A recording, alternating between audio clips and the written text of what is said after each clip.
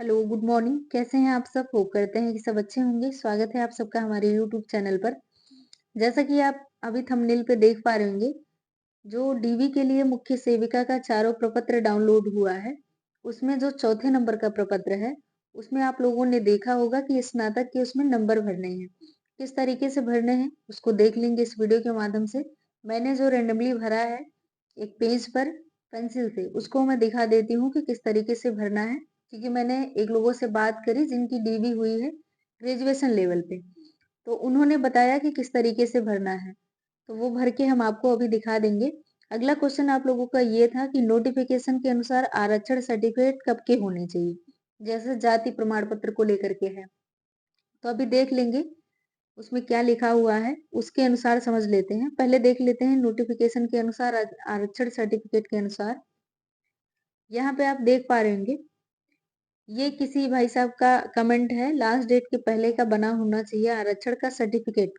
इन्होंने ये बताया है कि मूल विज्ञापन का, ये इन्होंने बताया कि मूल विज्ञापन का 8वें का तीसरा पॉइंट पढ़िए आप। अब देख लेते हैं नोटिफिकेशन में क्या लिखा हुआ है।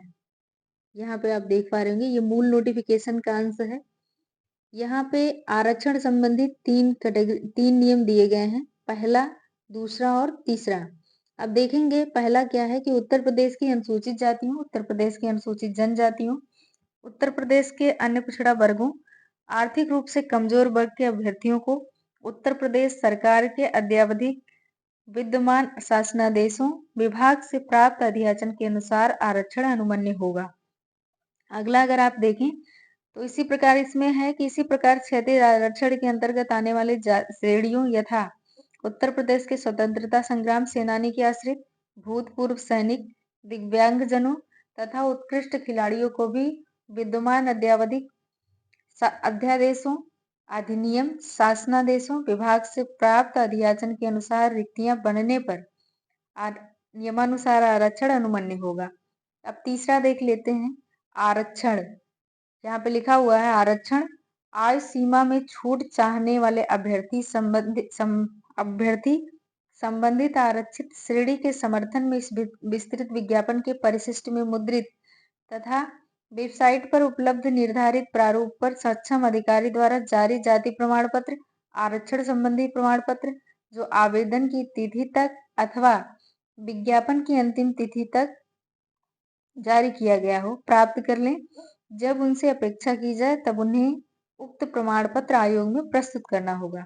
अब आप इसको देख लें, समझें कैसे क्या लिखा है। आरक्षण, आरक्षण का मतलब ये है कि कास्ट सर्टिफिकेट को लेकर के आप लोग काफी परेशान है कि नया लगाएं या पुराना लगाएं। तो ऐसा तो है नहीं कि कास्ट सर्टिफिकेट आप अगर 2 साल पहले का, 3 साल पहले का लगाते हैं तो जाति आपकी दूसरी थी और आरक्षण आपको दूसरा मिल रहा था या आरक्षण आपको ज्यादा मिल रहा था। अब अगर आप नया दिखा देंगे तो जाति आपकी दूसरी हो जाएगी, आरक्षण आपको ज्यादा मिलने लगेगा या कम मिलने लगे। ऐसा तो है नहीं, जाति आपकी सेम रहने वाली है। तो जाति से संबंधित अगर आप परेशान है कि नया लगाएं पुराना लगाएं, तो आपकी जाति न तब बदली थी न अब बदली है, आप ओबीसी में आने चाहिए। ऐसा कहीं नियम या अध्यादेश जारी नहीं किया गया है कि 3 साल के पहले का होना चाहिए। ऐसा माना जाता है कि मतलब 3 साल के अंदर का लगभग हो तो नया माना जाता है। तो ऐसा कहीं उल्लेख नहीं है कि मतलब आपको पुराना सर्टिफिकेट लगाओगे तो जाति में आरक्षण कम मिलेगा या नया लगा दोगे तो कम मिलेगा या ज्यादा मिलेगा, इस तरीके का तो है नहीं। ना कहीं उल्लेख है कि अगर पुराना जाति प्रमाण पत्र लगाते हो तो ज्यादा मिलेगा आपको आरक्षण, नया लगाते हो तो कम मिलेगा। ऐसा कुछ है नहीं, जाति आपकी वही सेम तब भी थी और आज भी है। इसके लिए कोई विशेष प्रावधान नहीं है, ना अध्यादेश जारी किए गए हैं कि इतने दिन बाद आपकी जाति खत्म हो जाती है या इतना नया बनवाते हैं तो जाति आपकी पुरानी थी, आप नई चेंज हो गई है, ऐसा तो है नहीं। तो इसलिए आप जाति जो आपकी है वही रहेगी, उसमें बदलने का तो है नहीं। और निवास प्रमाण पत्र की बात करें तो निवास जो है उससे कोई आरक्षण आपको मिलना नहीं। वो तो आप पत्राचार के लिए आप लगा रहे हो कि हमारा एड्रेस यही है, कोई भी काम उम लगे तो आप हमारे जो ऑनलाइन वो सॉरी ऑफलाइन कुछ भेजना है, कोई कागज पत्र आपके यहाँ आने हैं तो उस एड्रेस पे चले आएंगे, इसलिए आप अपना लिखा लगा रहे हो निवास प्रमाण पत्र। तो इसलिए जाति और निवास प्रमाण पत्र का कोई विशेष वो नहीं है कि आप नया ही लगाएं या पुराना लगाएं। अब दिक्कत ये है कि ये जो अभ्यर्थी हैं आरक्षण, ये आरक्षण जिस आरक्षण की बात इसमें की जा रही है वो ईडब्ल्यूएस भी इसमें शामिल है या कोई और नियम ऐसे, जैसे मान लीजिए कोई, जैसे जो विकलांग अभ्यर्थी हैं उनमें भी कई ऐसे कोटे हैं, कई ऐसे कैटेगरी हैं जिनमें ऐसा होता है कि ये 3 साल तक सर्टिफिकेट वैलिड है, 5 साल तक सर्टिफिकेट वैलिड है, या कोई और भी किसी भी तरीके से उन लोगों में भी तमाम आदेश हैं कि तमाम अध्यादेश भी जारी किए गए हैं कि इस तरीके से होगा, उस तरीके से होगा, इतने लिमिट में है, उतने लिमिट में है। आप ईडब्ल्यूएस का देखें तो उसकी फाइनेंशियल ईयर चेंज हो जाती है 1 साल के बाद, तो वो भी तो इसी आरक्षण की कैटेगरी में आएंगे। तो इनके लिए नियम दूसरा है, आरक्षण तो ये भी ले रहे हैं लेकिन इनके लिए नियम दूसरा है। इसीलिए आप लोग परेशान बिल्कुल नहीं होइए। उन लोगों के लिए तो टाइम बाउंडिंग है ना, ईडब्ल्यूएस वालों के लिए, कि आप 1 अप्रैल 2022 और से 24 अगस्त 2022 के बीच का होगा तभी मान्य होगा। ऐसा कहीं लिखा नहीं मिलेगा आपको, नोटिफिकेशन आप पढ़ेंगे तो। लेकिन आपको यहाँ पे देखने में मिल रहा होगा अद्यावधिक अध्यादेश अधिनियम शासनादेशों के अनुसार ही आपको जो है आरक्षण मिलेगा। तो शासनादेश अध्यादेश उन लोगों का यही है कि 1 साल का वैलिड होता है फाइनेंशियल ईयर उन लोगों का। तो उसलिए इसके लिए परेशान होने की बिल्कुल आवश्यकता नहीं है कि आपका जाति प्रमाण पुराना है, जाति प्रमाण पत्र पुराना है तो आप नहीं लगा सकते, नया है तभी लगा सकते हैं, ऐसा भी कहीं लिखा नहीं है। तो आप, इसीलिए कहा जा रहा है कि आप पुराना भी लेके जाइए, नया भी लेके जाइए, जो वहां पे लेंगे वो ले लेंगे। वैसे तो जो लेखपाल में जिन्होंने अपना डीबी कराया है उनका कहना ये है कि नया लेके जाओगे तब भी ले लिया जाएगा, पुराना रहेगा तब भी ले लिया जाएगा, कोई दिक्कत उसमें नहीं है। तो आप नया भी ले जा सकते हैं, पुराना भी ले जा सकते हैं, सेम वही बात है। इस नोटिफिकेशन पर आप मत जाइए कि इसमें ऐसा लिख दिया है तो परेशान हो जाइए। होप सो कि आप हमारी बात पूरी तरीके से समझ गए होंगे। हर आरक्षण की सुविधा प्राप्त करने के लिए आरक्षण के नियम अलग अलग हैं। आरक्षण शब्द लिख दिया गया है तो आरक्षण का मतलब ये नहीं सिर्फ जाति प्रमाण पत्र से है, आप किसी भी तरह के आरक्षण ले रहे हैं, सबके नियम अलग अलग हैं।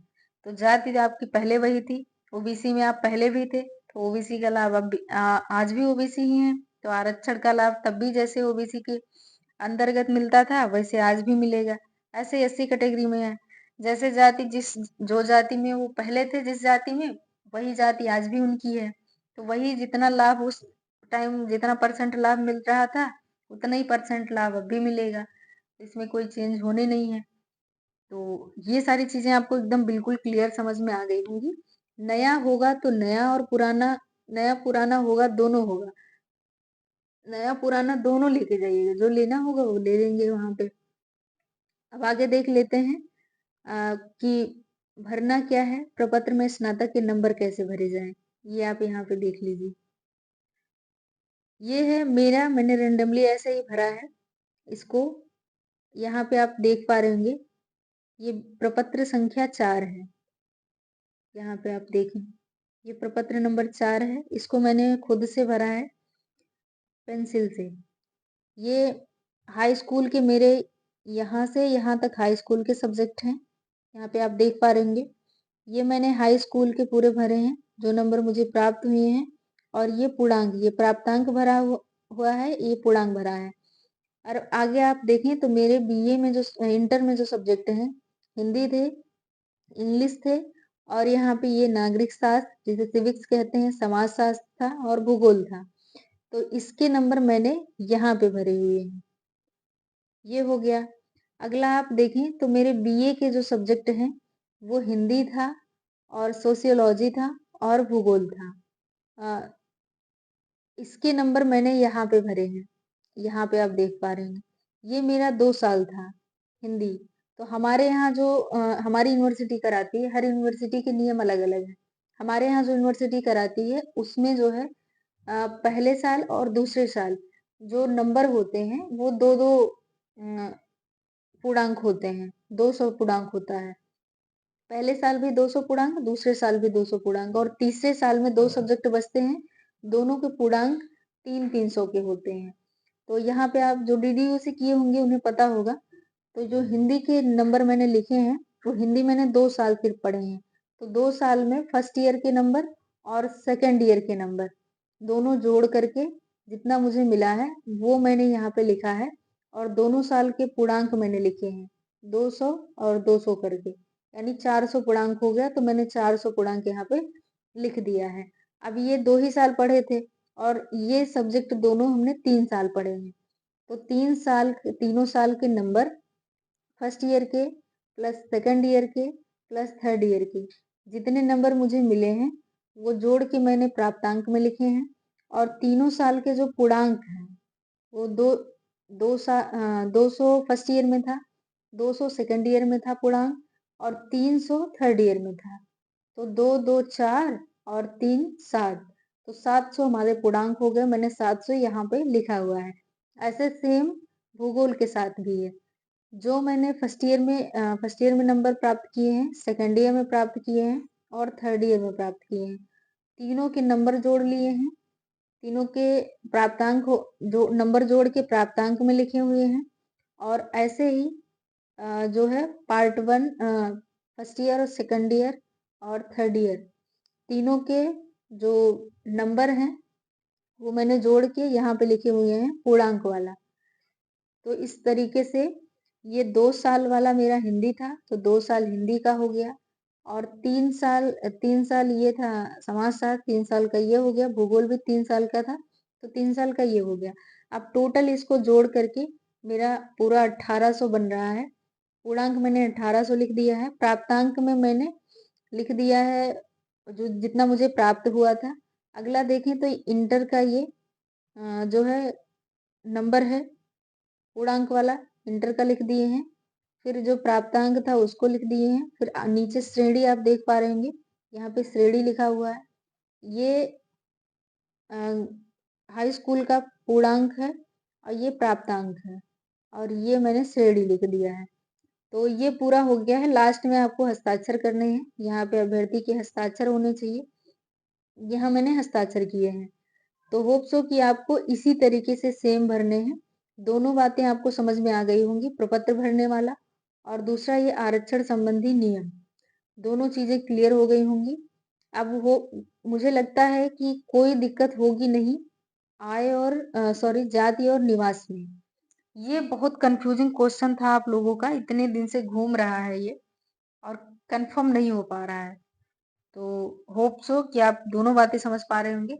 मिलते हैं किसी नेक्स्ट अपडेट के साथ, तब तक के लिए धन्यवाद।